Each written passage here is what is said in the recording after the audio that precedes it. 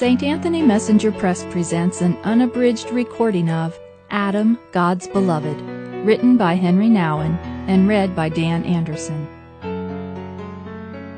Foreword by Sue Mosteller, CSJ.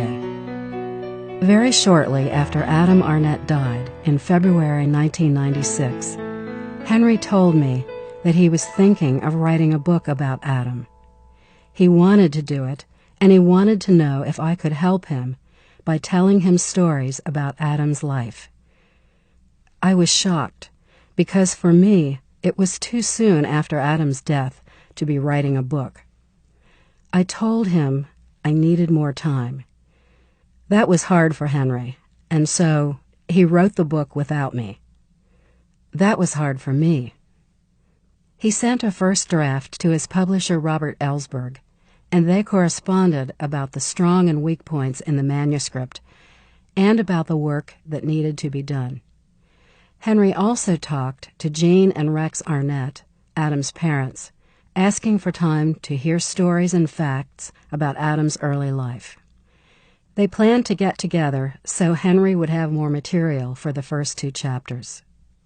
Then Henry died suddenly on September 21st, 1996. Named literary executrix in Henry's will, I inherited, among other things, the responsibility for the completion of this book. I was supported by Henry's publisher, and I visited Adam's parents. Then I began to work on the manuscript. What struck me initially was the power and significance of this relationship between Adam and Henry. It happened at a particular moment in Henry's life when he was searching for home. Adam, by his simplicity and by his presence, welcomed Henry home. It is an incredible story. I was also aware of the weakness in the text, especially with respect to Adam's early life, so I worked to strengthen that section. Doing it allowed me to grieve the loss of my 2 good friends. I talked to them while I worked, but I didn't ever hear them responding. However, I was greatly energized in the process, and I worked with passion and conviction. That, for me, was their presence and guiding spirit. I do believe they helped me. The text describing their relationship has inspired me deeply in the midst of my own sorrow. I'm very grateful now that Henry took the initiative, and I'm thankful to have been given the opportunity to contribute to Adam and Henry's story. Like Henry, I did it with love, with great joy, and with freedom. Henry patterns Adam's story after the life of Jesus, and he does it beautifully. Not only that, but he realizes in the writing that Adam's story is his own story. Finally, by his genius as a writer, Henry gifts each of us with our stories as well. Sue Mosteller, CSJ. Henry Nouwen Literary Center, L'Arche Daybreak, Richmond Hill, Ontario, May 1st, 1997. Dedicated to Jean and Rex Arnett. Introduction: How this book came to be written. Beginning in September 1995, the people of L'Arche Daybreak offered me a sabbatical to celebrate my 10 years as their pastor. Because my deepest desire was to write, I chose to spend the year working on several themes that have inspired and supported me in my ministry. Many of these thoughts were shaped by my life in the community of Daybreak, which has become a true home for me. I had been pondering, what do I believe? What does it mean when I say that I believe in God, Father, Son, and Holy Spirit?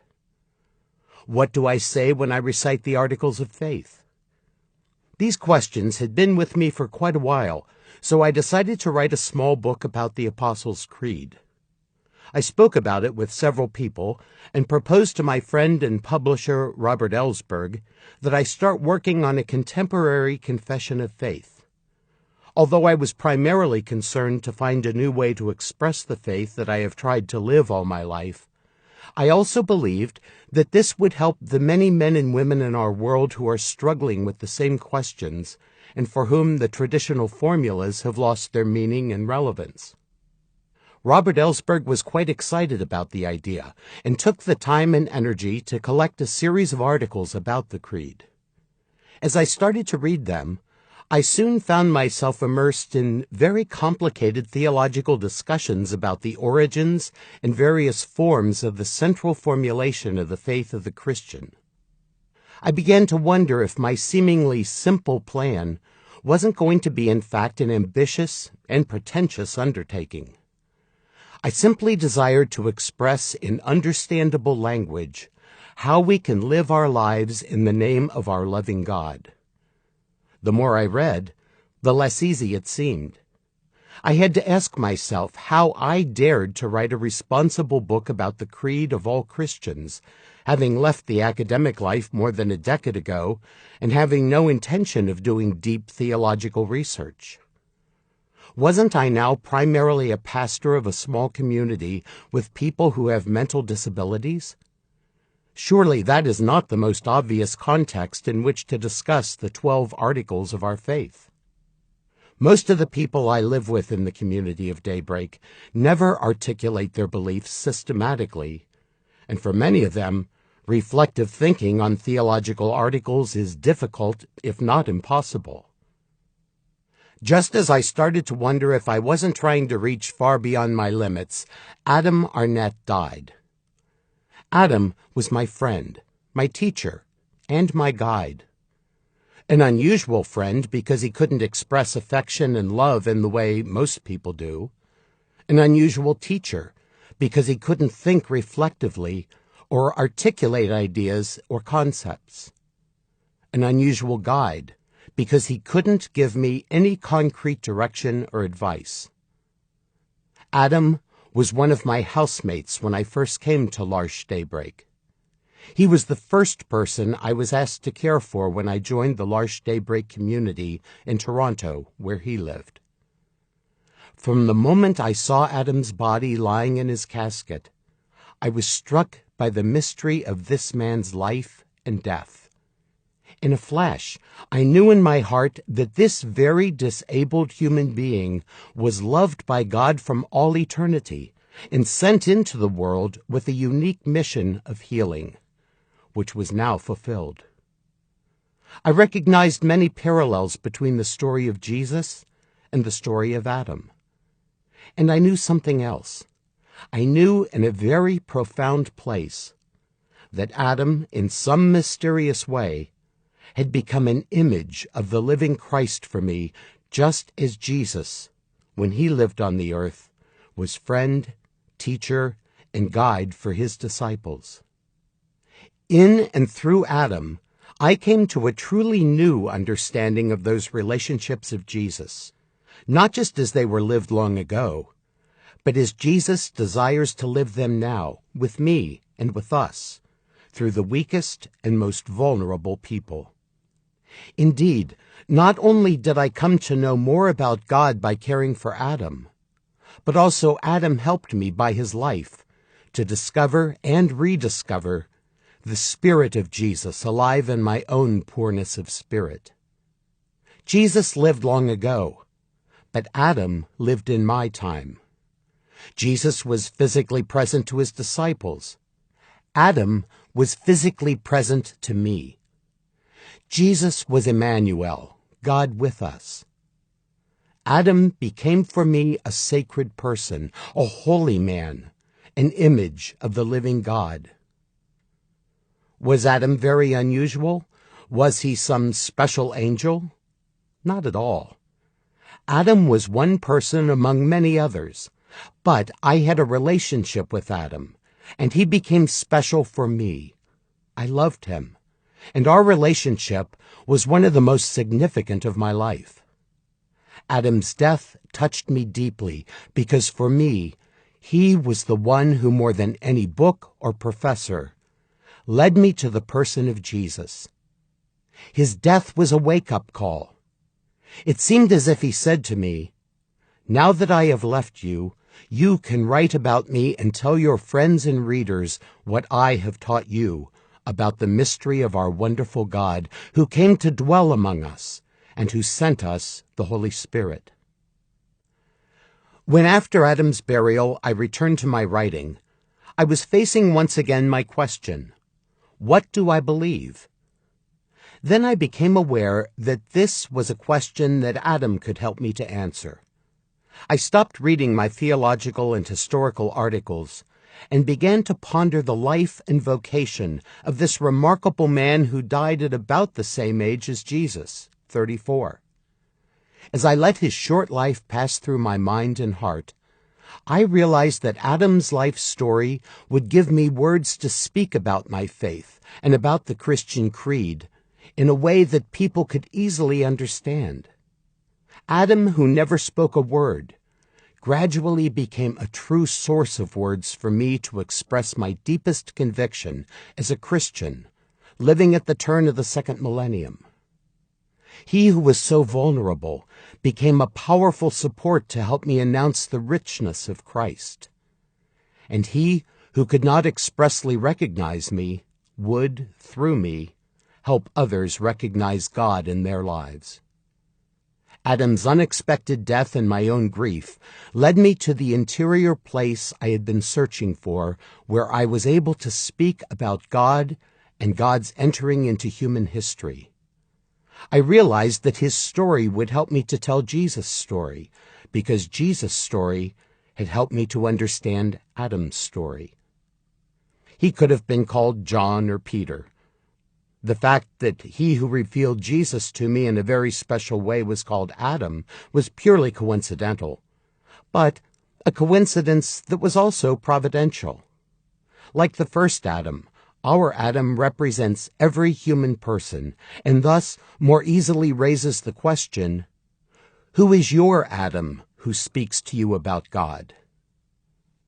I started to write, and the story that follows is probably as close as I will ever come to writing about the Apostles' Creed. Adam is the door to the expression of this creed, so I write with love and gratitude for him and for our special relationship. I also write with the deep hope that many others, through Adam's story, will be enabled to recognize God's story among us, and so be empowered to say in a new way, I do believe.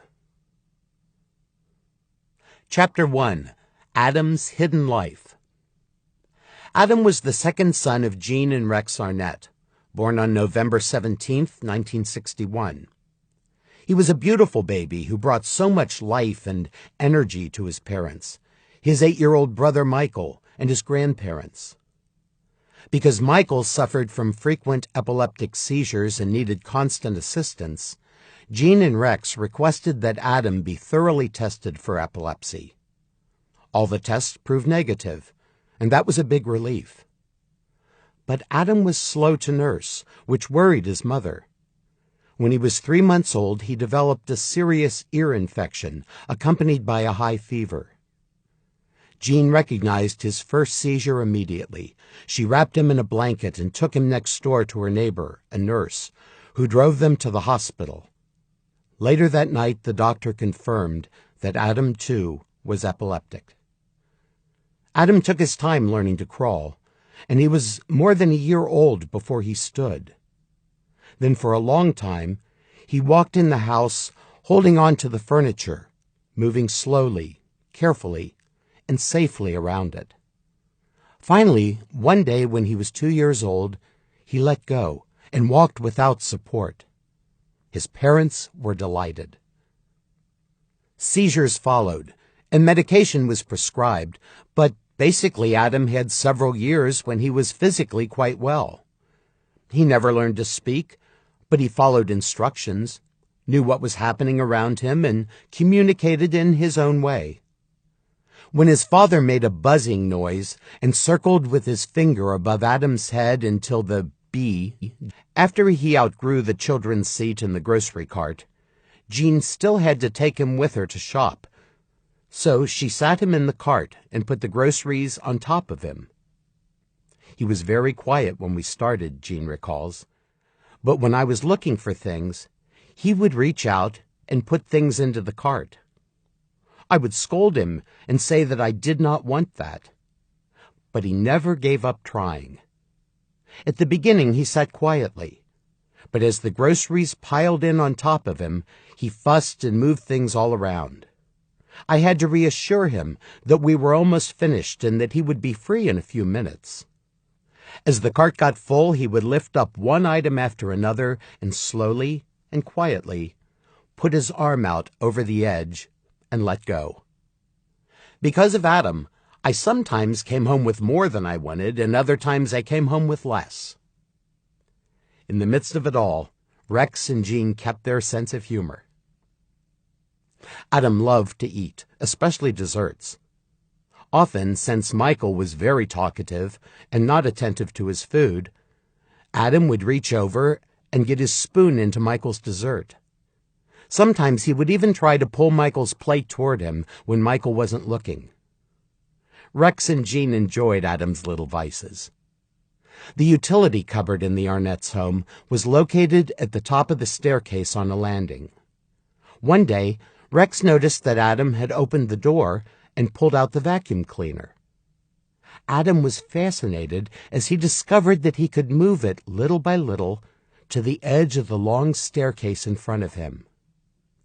Rex says, "I was at the bottom of the stairs and excited to see him initiating something, so I called Jean to come and watch with me." Adam kept throwing glances at us every time he pulled the Hoover closer to the edge of the stairs, somehow knowing that he was doing something mischievous. Finally, he gave it a final push, and down it came, crashing on each step as it fell. Rex tells this story as a little victory. Adam had done something with a bang. Rex was so thrilled that he told Adam, "Do it again." And in telling the story, Rex laughingly concludes, "We were willing to buy an extra Hoover just for him to keep throwing it down the stairs so he would experience his power." Adam didn't meet the criteria for school, which added to his childhood isolation. When he was 8 years old, Jean found a group of parents who ran a small program with volunteers for disabled children, which Adam was able to attend for 2 hours a day. He was finally able to go to school when he was 10 years old, but he often arrived late or had to be picked up early because of his seizures. His academic life was limited, as was his social life. Adam was not invited to many birthday parties, and for most of his childhood, he was hidden in his home with his immediate family. He did, however, take a liking to sports. Soon after beginning at the school, Adam started to jump up and down on his bed at all times of the day and night. His parents actually loved it whenever Adam did anything on his own.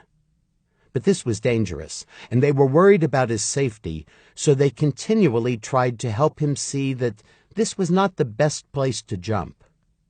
He thought it was. Rex fortified the bed, which needed constant repairing. But one day, the whole thing collapsed. It was soon after that incident that the school showed the parents a poorly made video of one of the students bouncing up and down on the trampoline. Jean asked whose child it was, and the teacher answered, "Yours." That solved the mystery. Adam was not fully recognized in his church, and it was painful for his parents when they learned that because of his handicap, Adam could not receive the sacraments of Eucharist and confirmation with the other children of his age. Later, though, in a small faith-sharing group, Adam made his first communion and celebrated with his small community of friends. During his hidden years, Adam was communicating in his own unique ways, but he wasn't always very well understood. There was one difficult year for Adam when he was diagnosed as being deaf. He was tested by specialists and fit with hearing aids, which he disliked enormously. For months, no matter how hard people tried to help him adapt and accept these devices, he showed his discomfort and did everything to rip them from his ears. Only after almost a year had passed did a second diagnosis reveal that he was not deaf, and that the hearing aids were amplifying the sound he could already hear, which was hurting his ears. Adam's father remarks, I think he suffered so much, but we never knew because he could not tell us. Adam was unable to tell time, but he knew about mealtime. Every day at 5 p.m., he went to the kitchen, slowly opened the sliding cupboard doors, took out a pot, and placed it on the stove.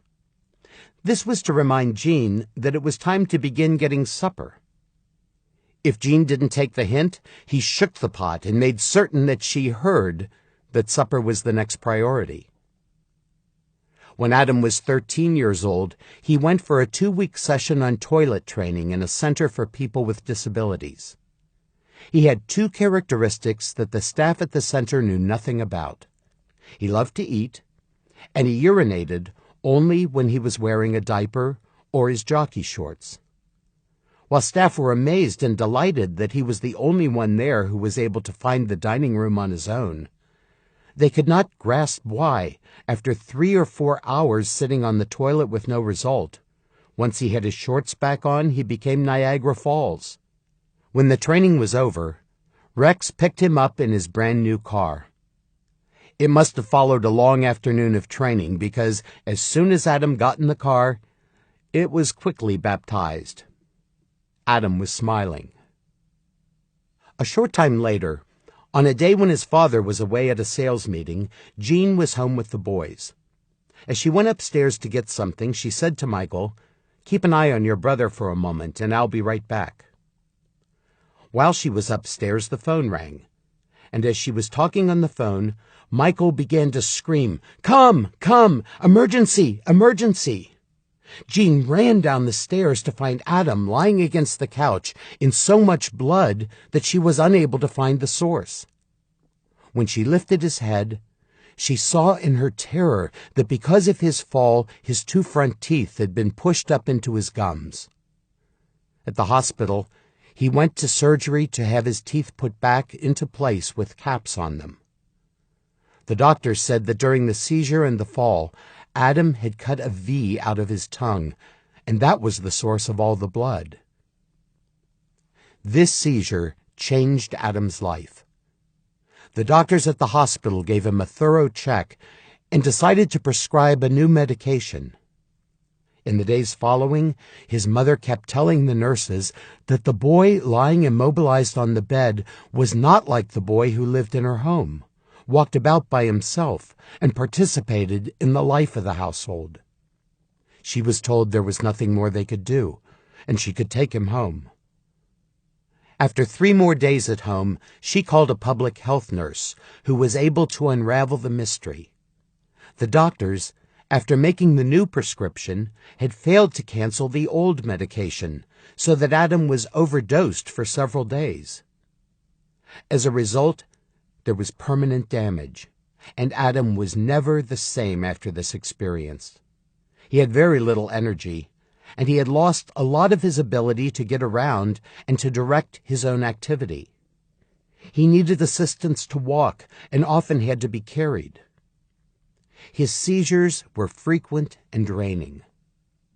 When he wasn't feeling too well with an upset stomach or other discomfort, he would find his mother or father and cuddle quietly against them in a gentle embrace. He loved this position and could rest contentedly for long periods of time. When I ask Rex about Adam, he says, "Adam was our peacemaker. By his quiet presence, he always brought us again to a still place in ourselves and created a loving atmosphere in our home." Rex does not say much about the enormous work that caring for Michael and Adam required of him and Jean.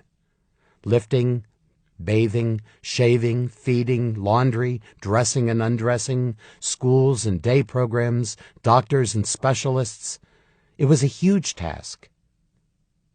When Jean was diagnosed with dangerously high blood pressure, she was advised to begin to look for long-term placements for Michael and Adam in facilities that care for people with disabilities.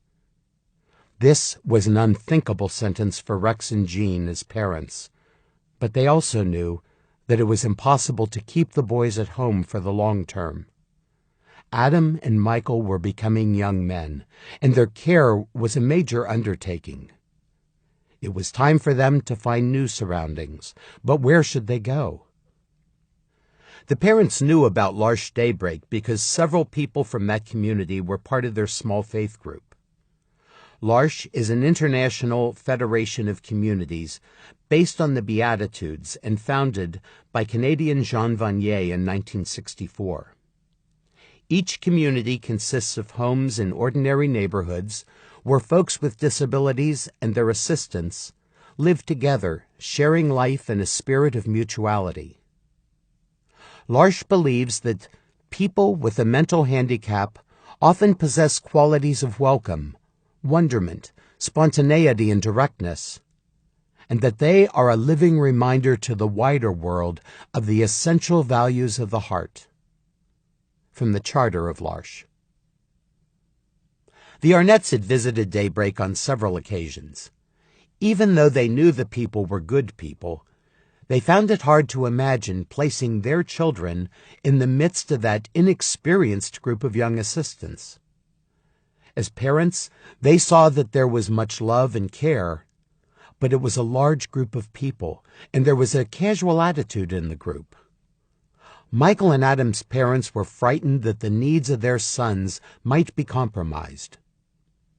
They did seriously inquire, however, only to be told that to date the community had never welcomed anyone with epilepsy or with any special medical needs, that it wasn't equipped at that time to welcome a member with as many needs as Adam, but that Michael could be a candidate because he was able to walk and to provide some of his self-care. A long and painful search ensued, during which these beautiful parents visited many agencies and institutions. They were shocked and astonished to see the condition of some of the available placements for Adam, where people had to live in smelly, dreary, and lonely conditions. Rex says it was the first time in all those years that he experienced hopelessness. They went back to Daybreak. When a place became available, Michael reluctantly moved into the Daybreak greenhouse. Later, Adam was placed in a chronic care hospital close to his parents' home.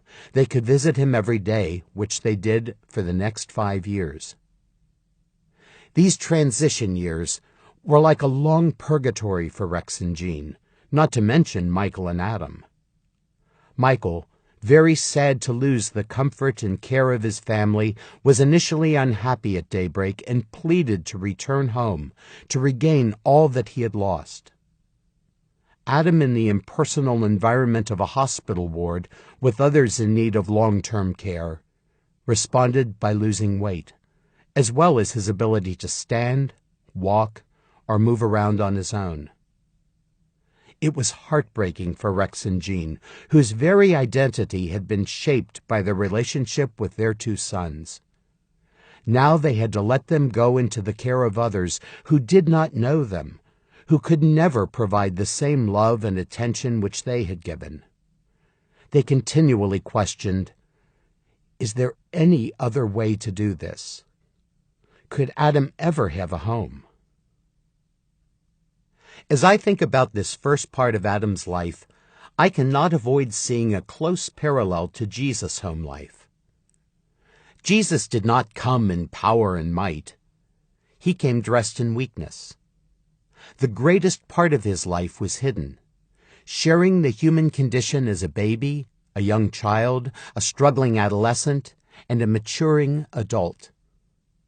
Adam's hidden life, like the life of Jesus in Nazareth, was an unseen preparation for the time of his ministry to many people, even though neither he nor his parents looked on it that way. I am not saying that Adam was a second Jesus, but I am saying that because of the vulnerability of Jesus, we can see Adam's extremely vulnerable life as a life of utmost spiritual significance. Adam did not have unique heroic virtues. He did not excel in anything that newspapers write about. But I am convinced that Adam was chosen to witness to God's love through his brokenness.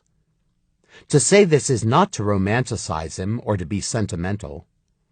Adam was, like all of us, a limited person, more limited than most, and unable to express himself in words. But he was also a whole person and a blessed man. In his weakness, he became a unique instrument of God's grace. He became a revelation of Christ among us. Adam possessed an inner light that was radiant. It was of God. He had few distractions, few attachments, and few ambitions to fill his inner space. Therefore, Adam did not have to practice the spiritual disciplines to become empty for God. His so-called disability gifted him with it. For him, God was never the subject of an intellectual or emotional search.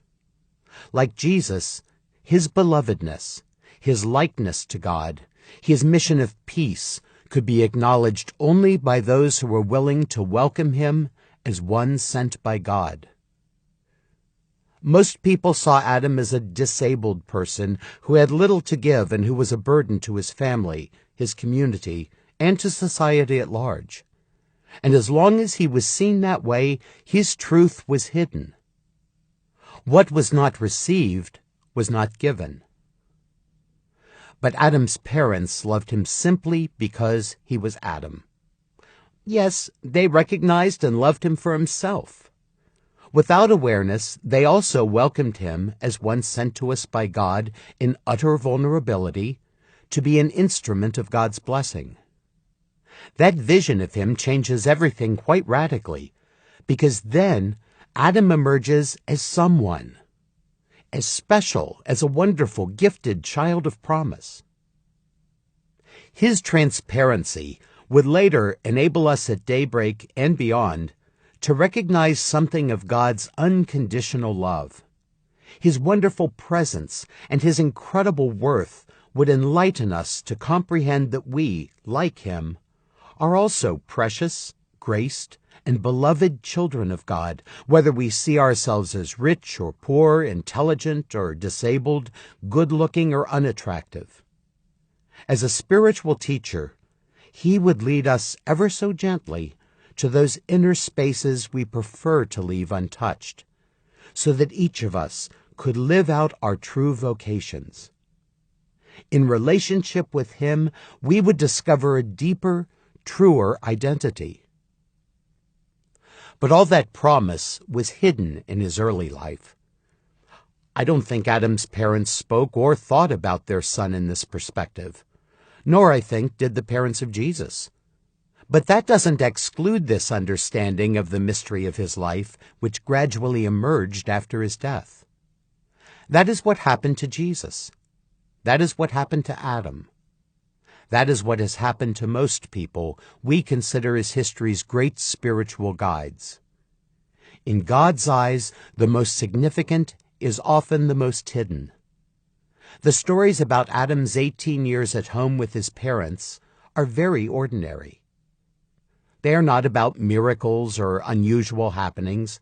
They are about a small family living in their suburban home, trying hard to live a normal life with two wonderful, not-so-normal boys.